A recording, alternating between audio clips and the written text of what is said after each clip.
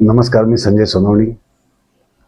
हे सरकार म्हणतं आहे आम्ही हिंदुत्ववादी आहोत, हिंदूंच्या हितासाठी आहोत, हिंदूंच्या संघटनासाठी आहोत, हिंदूंचं कोट कल्याण व्हावं यासाठी आहोत, सारं जगाचं हिंदूकरण व्हावं असं आमची भावना आहे असं म्हणतात. आणि असं म्हणणारे कोण आहेत? हे वैदिक धर्माचे लोक आहेत. ते म्हणतात की आम्ही हिंदूंचं भलं करणार. आणि यांनी हिंदूंचं काय भलं केलं? जर आपण 2014 पासूनची घटनांची यादी जर पाहिली तर आपल्या लक्षात येईल की यांनी सगळ्या गोष्टी हिंदूंच्या विरुद्धच केल्या. साधी नोटबंदी घ्या, नोटबंदी केली, लोकांना रांगांमध्ये उभं केलं,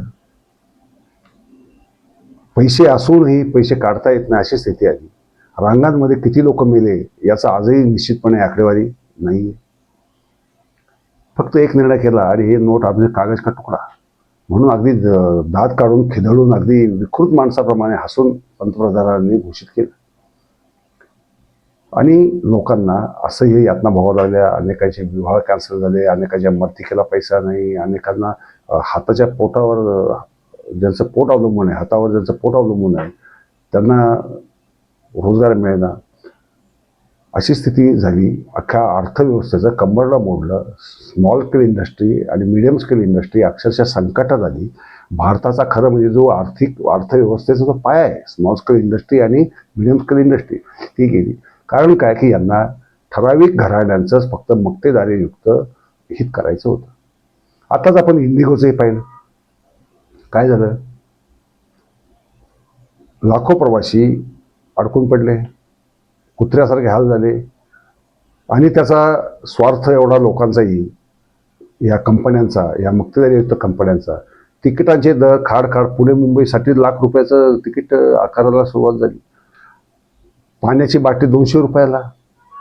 हा काय प्रकार आहे? हे जे लाखो प्रवासी अडकले ते हिंदूच होते ना, हिंदूच होते. ते काय पाकिस्तानी नव्हते किंवा बांगलादेशी नव्हते किंवा अमेरिकन नव्हते. देशातल्याच लोकांचं अक्षरशः प्रचंड यांनी हाल केले, हाल अपेष्टा सहन करावं लागल्या. हे हिंदूचं सरकार आहे? छे, असूच शकत नाही. हे वैदिकांचं सरकार होतं आणि ते वैदिकच राहणार आणि ते वैदिकांचंच भलं करणार, ठराविक उद्योगपतींची मक्तेदारीच सांभाळणार.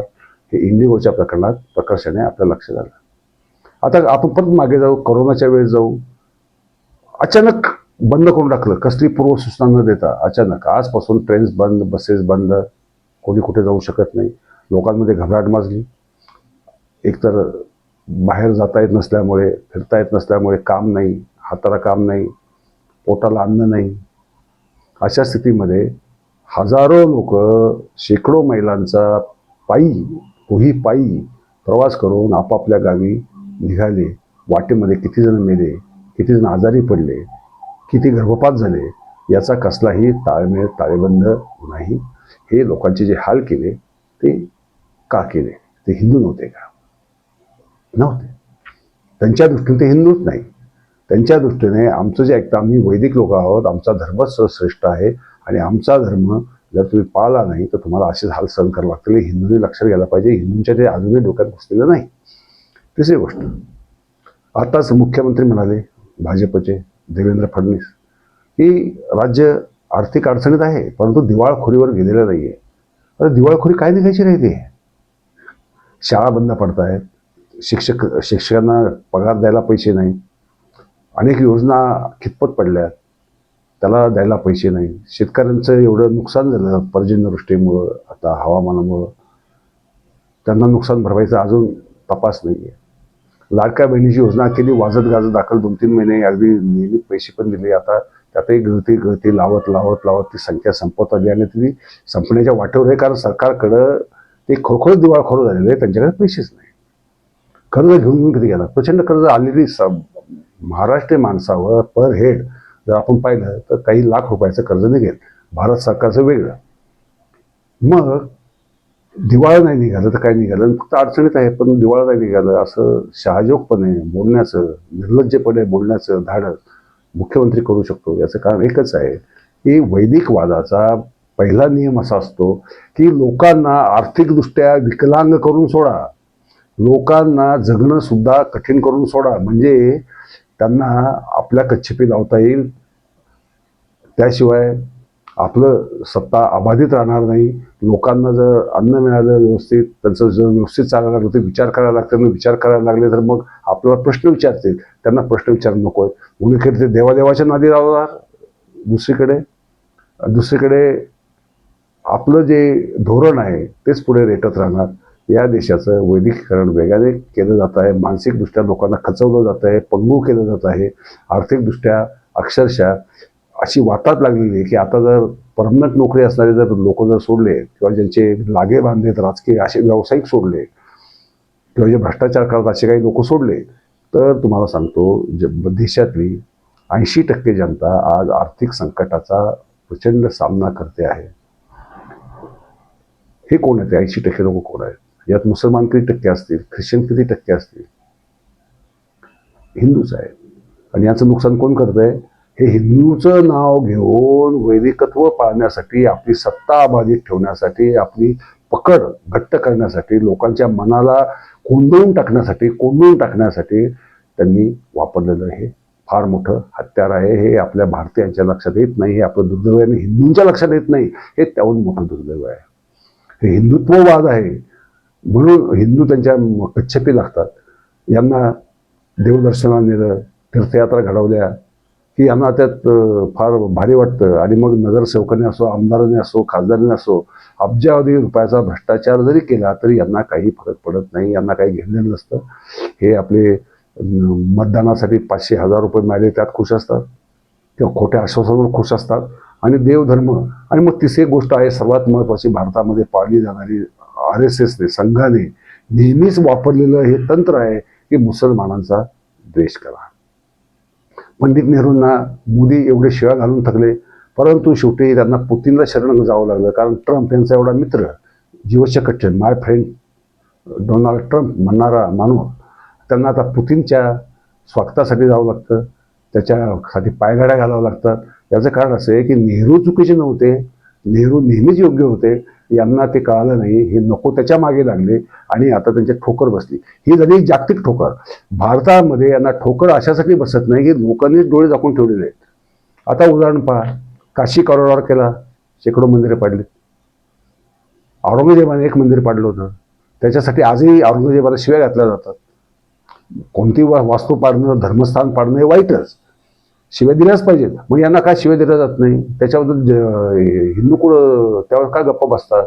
कारण यांना हे कळत नाही की शिव असो, पार्वती असो, भैरवा असो, जे काही हिंदूंची दैवत आहेत त्या दैवतांशी यांना काडी इतकं घेणं देणं नाही. रामाशी काय घेणं देणं आहे की राम हा विष्णूचा अवतार मानलाय म्हणून त्यांना रामाशी घेणं देणं आहे. अदरवाईज त्यांना रामाशी सुद्धा काही घेणं नाही. कारण राम मुळात वैदिक नव्हता, पण यांनी वैदिकीकरण करून घेतलं, त्याला अपहरण केलं आणि त्याचं हे केलं. कृष्ण सरळ सरळ वेदविरोधीच होता, इंद्रविरोधीच होता. त्यामुळे कृष्णाच्या बद्दल त्यांना एवढं आपला हक्क दाखवलं. कृष्णाचे वैदिकीकरण केलंच, त्यालाही अवतार ठरवलंच, परंतु तेवढ्याच मर्यादेमध्ये. हे राजकीय सांस्कृतिक राजकारण जे आहे ते हिंदूंच्या लक्षात का येत नाही, हा खरा प्रश्न आहे. तपोवनातली 1825 झाडं पाडायला निघाले, तिथे काय म्हणतं साधुग्राम करणार आहे. म्हणजे एकीकडं आपल्याला माहिती आहे साऱ्या संतांनी वृक्षबंदी, आमास, सोयरे, वनचरे सगळ्यांनी निसर्गाचा मुक्त कंठाने जयघोष केला आहे. वृक्षाच्या खालीच कोणी साधू तप करताना आपल्याला दिसतो. भगवान बुद्ध असतील किंवा महावीर असतील, त्यांना जे केवळ ज्ञान मिळालं ते वृक्षांच्या खाली बसूनच मिळालेलं आहे. हे निसर्गाचं आणि माणसाचं जे प्राचीन पुरातन जीवश्य कंठस्य जे नातं आहे, त्या नात्याचं या लोकांनी पूर्ण विध्वंस करण्याची प्रतिज्ञा केलेली आहे. हिमालयात सुद्धा आता जे काही रस्ते बोगदे करायचं काम चालू आहे, त्याचा प्रकोप काय होतो हे केदारनाथच्या उदाहरणात आपण पाहिलेलं आहे. असं असूनही यांचं जिथे नको तिथे निसर्गामध्ये हस्तक्षेप करून त्याचं कसं वाटोळं करता येईल, कसं नुकसान करता येईल, कसं संपवता येईल, यासाठीच अहोरात्र यांचे प्रयत्न चालू असतात.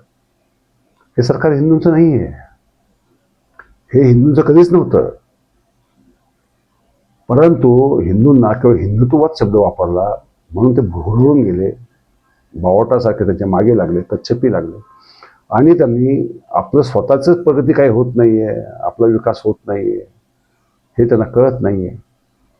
शैक्षणिक बाबतीत जर फायदा गेला आपण तर शिक्षणामध्ये यांनी अक्षरशः एवढा हस्तक्षेप केलेला आहे, वैदिकीकरण एवढ्या वेगाने केलेलं आहे. आता इंजिनिअरिंगच्या मुलांना सुद्धा ज्या गोष्टी कालबाह्य झालेल्या आहेत, जे शास्त्र हे शास्त्रच नाही, जे छद्म विज्ञान आहे ते आता अभ्यासक्रमामध्ये टाकतात. IIT मध्ये पण ते यायला लागलेले. IITचे झालेले जे तज्ज्ञ आहेत अमेरिकेत जाऊन बसलेले ते सुद्धा तिथे बसून या सरकारचा जे काय करतात. अलीकडेच आपण पाहिलं की अमेरिकेने भारतीय माणसांना जे बेकायदेशीर तिथे होते त्यांना कशा रीतीने बेड्या घालून भारतात परत पाठवलं. हिंमत कशी झाली आहे अमेरिकेची? कारण भारताची जी जागतिक प्रतिष्ठा होती ती प्रतिष्ठा गेल्या 2014 पासून धुळीला मिळालेली आहे हे आपल्याला कळत नाही. भारतीय माणूस म्हटलं की सगळे आता संशयाने पाहतात. त्यांना माहिती आहे की या माणसांचं सरकार ज्यांचं आहे ते सरकारच एवढं त्यांचं अवमूल्यन झालेलं आहे, यांची प्रतिष्ठा गेलेली आहे, यांची रया गेलेली आहे. आणि त्या लोकांच्या कडून अपेक्षा काय करायची? व्हिसाचे बघा ना किती दर वाढवले. अमेरिकेचे फार स्वप्न पाहत होते लोक. मग भारतातच अशा कंपन्या का नाही?